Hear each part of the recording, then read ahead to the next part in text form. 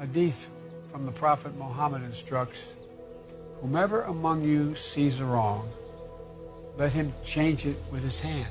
If he is not able, then with his tongue. If he is not able, then with his heart.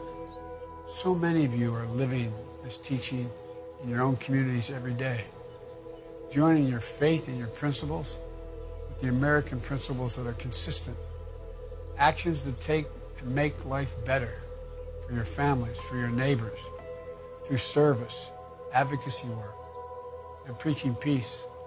You deserve to have a president and an administration who will work with you and support you in these efforts, not try to scapegoat your communities or advance xenophobic political agenda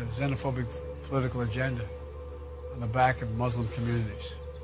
And if I have the honor of being elected President of the United States, together we can work to right the wrongs and see our world and see it better with our hearts, with our hands, with our votes.